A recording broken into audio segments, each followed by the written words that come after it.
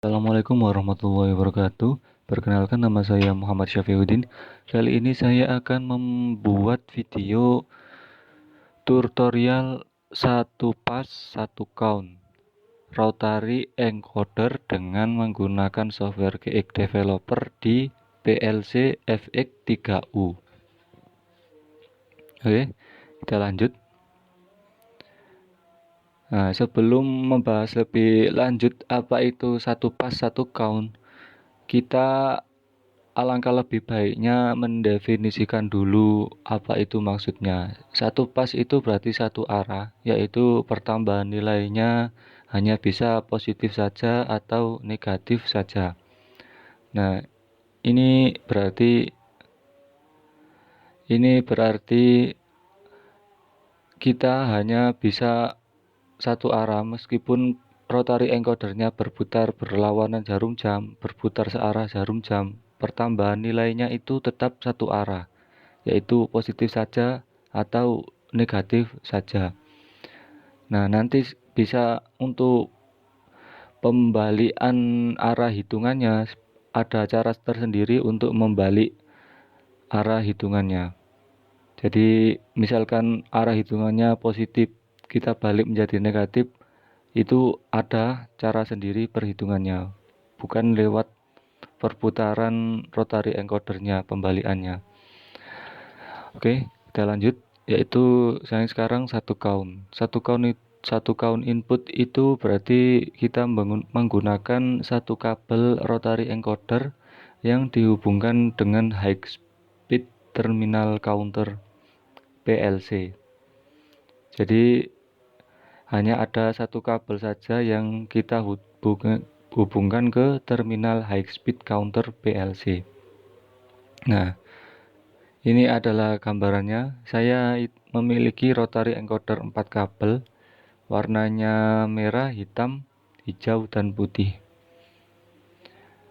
Nah, merah itu saya hubungkan ke positif PSU, kemudian yang hitam saya hubungkan ke negatif PSU.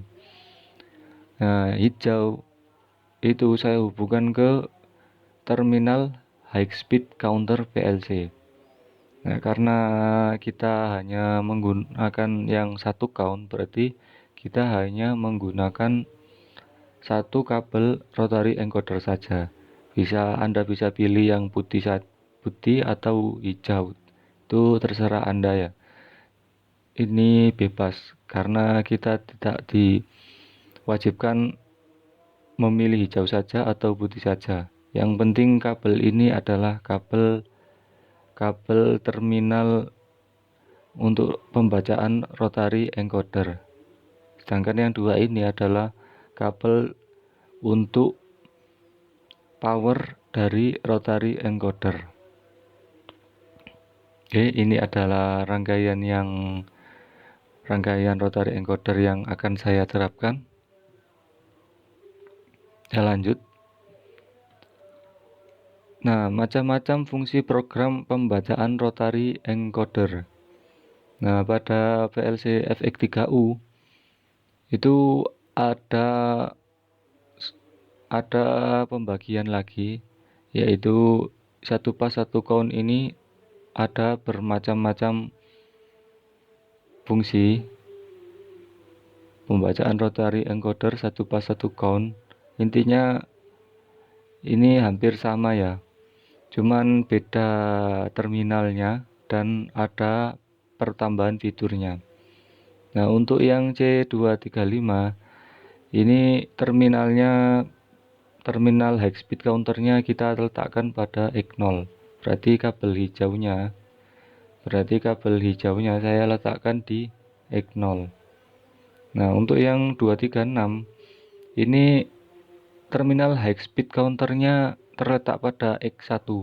Jadi nanti kalau kita menggunakan yang fungsi program pembacaan rotary encoder yang beralamatkan 236, ini berarti kita harus menggunakan terminal X1.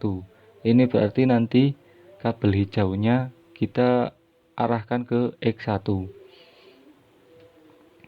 Begitu juga dengan 237, karena alamat 237 ini mengharuskan kita meletakkan di terminal high speed counter yang X2, berarti kabel ini kita hubungkan ke X2 dan seterusnya seperti ini sampai ke 240.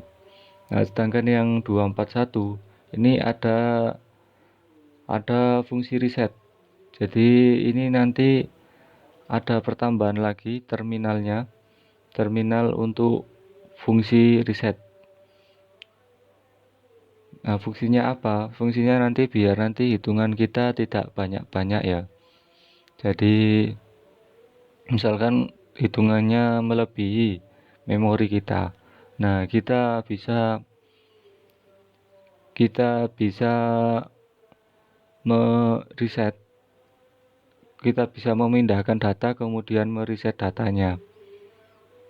Jadi biar nanti penyimpanannya tidak banyak-banyak, atau biar nanti pembacaannya kita tidak susah-susah karena terlalu banyak angka. Itulah kenapa ada yang memiliki fitur reset. Ini juga memiliki fitur reset.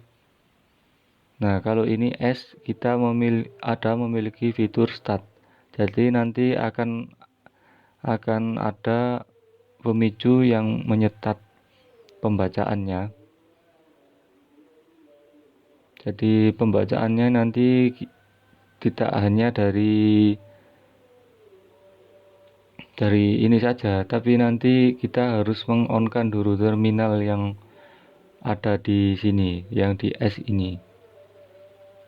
Oke, kita lanjutkan saja yang selanjutnya. Nah, seperti yang saya bilang di awal, yaitu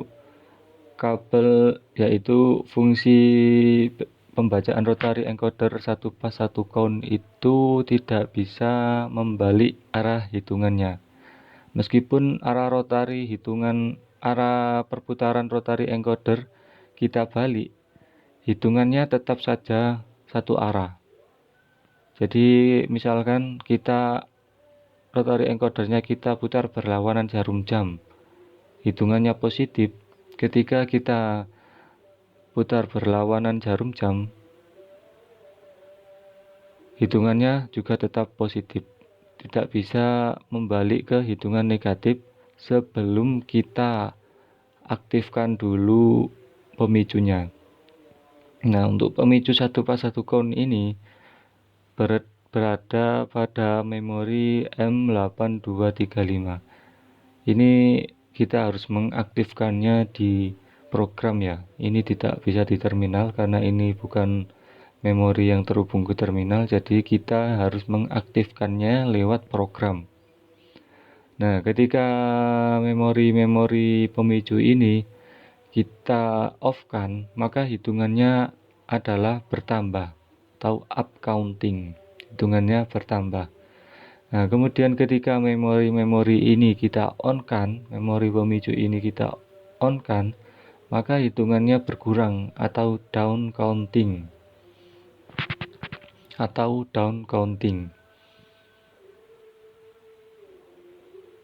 Oke, kita lanjutkan lagi. Cara kerja program. Nah, cara kerja program saya akan contohkannya ya. Ya, misalkan kita menggunakan fungsi C235. Fungsi C235, kita lihat dulu. C235 itu kita hubungkan ke X0 ya. Kabel hijaunya berarti kita hubungkan ke X0. Nah, ini adalah untuk up counting, down counting pemicunya. Kemudian yang ini adalah reset, dan ini adalah mengaktifkan pembacaan rotary encoder yang beralamatkan X1, yang beralamatkan terminal high speed counter X1.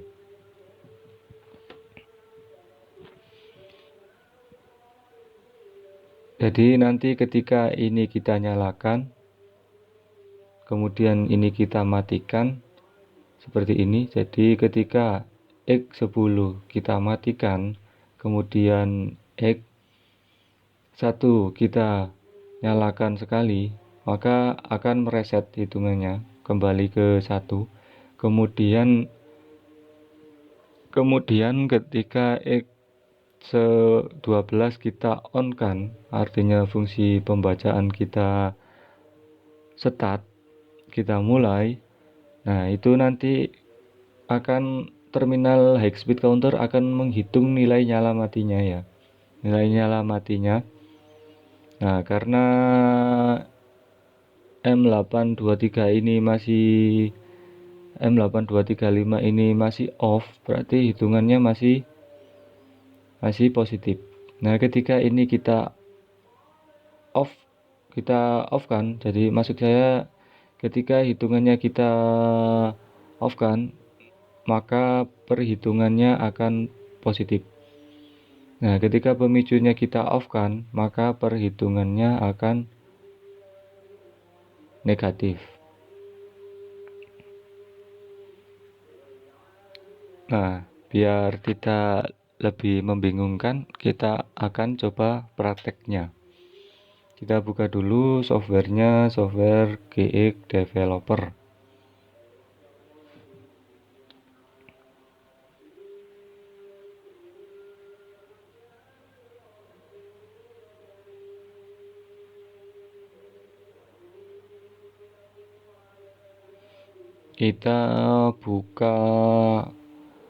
Kita buat file baru. Kita buat yang 3U, fx3u, kemudian kita buat seperti yang di gambar tadi ya, X10. Kita coba X10.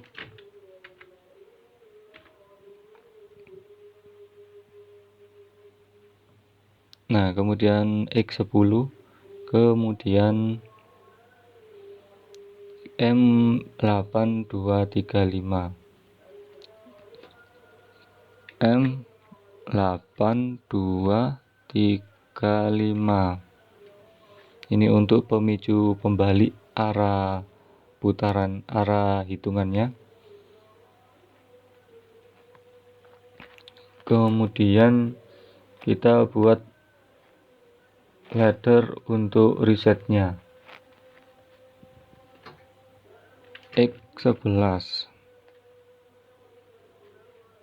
X11. Kemudian kita buka lagi. Kita buat lagi X12. X11 kita hubungkan ke instruksi reset RST C235 biar nanti hitungannya kita menjadi 0 lagi. Kemudian X2 kita buat normally open, beralamatkan X12. Kita klik OK, kemudian kita buka koilnya C235, nilainya kita beri 99 saja.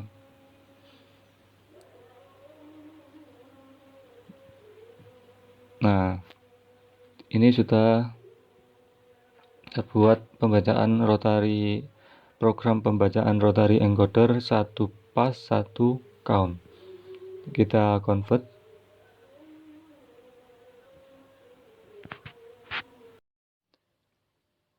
Nah, tadi saya coba menggunakan alamat X0, X1, X11, X12 dan X10. Itu kita memerlukan sebuah tombol sungguhan, jadi tidak bisa kita monitor dari sini.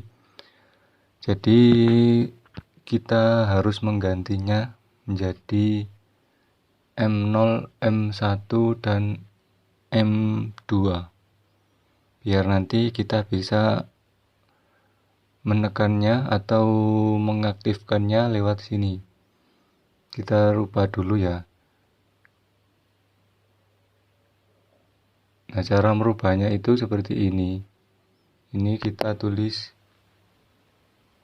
M0, kemudian kita enter atau kita enter. Kita tulis M0, kemudian kita enter ya. Jadi ini nanti berubah menjadi M0, M1, dan M2. Dan ini tetap seperti tadi. Kita hanya merubah alamatnya. Kemudian setelah kita berubah gambarnya, kemudian kita convert. Nah, convert ini sudah saya convert karena sudah saya convert jadi seperti ini. Convert, kemudian ketika sudah convert, kita nyalakan PLC-nya. Nah, ini sudah saya hubungkan PLC-nya ke MCB. Nah, ini berhubung ke MCB dan ini berhubung ke PLC. Kemudian PLC dihubungkan ke laptop lewat kabel ini, kabel serial RS232 to USB. Nah, kemudian untuk wiringnya, antara encoder dengan PLC kita gunakan yang kabel hijau, kita sambungkan ke X0, kemudian kabel powernya kita hubungkan merah ke positif dan hitam ke negatif. Ini adalah kabel rotary encoder ya, yang kita hubungkan ke PLC ini. Nah, kemudian ketika kita nyalakan, kita bisa mulai koneksinya. Kita tes dulu. Nah, kemudian kita langsung saja write main, kita eksekusi yes.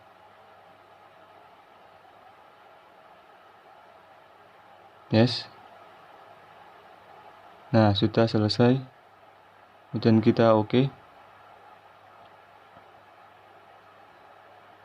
Kemudian kita bisa memonitornya.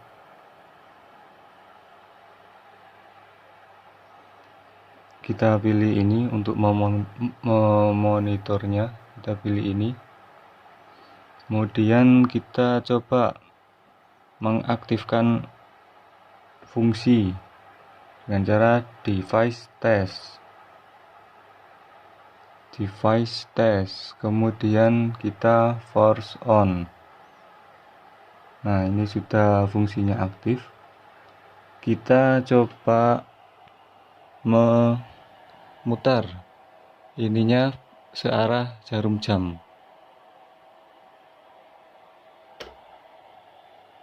Nah, nilainya menjadi 241. Kemudian kita coba lagi memutar berlawanan jarum jam. Tadi searah jarum jam ya. Sekarang berlawanan jarum jam. Kemudian kita lihat lagi nilainya. Nah, nilainya 677. Ini berarti nilainya tidak bisa menurun. Nilainya itu naik terus. Karena ini hanya satu pas, yaitu pembacaan satu arah saja. Kemudian jika kita ingin membalik arah hitungannya, kita harus mengaktifkan M8235.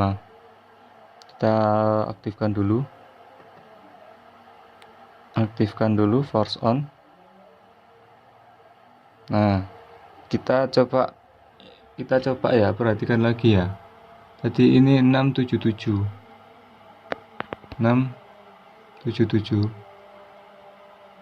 Nah, kemudian kita akan coba putar rotary encodernya searah jarum jam. Apakah nilainya berkurang atau bertambah? Kita lihat nilainya searah jarum jam. Nilainya ternyata berkurang ya.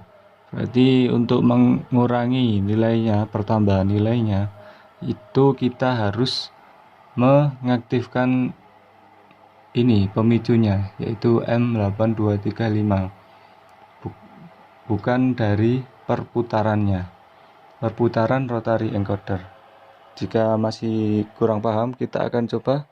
Tadi berputar searah jarum jam ya, kita akan berputar berlawanan jarum jam. Maka nilainya bertambah,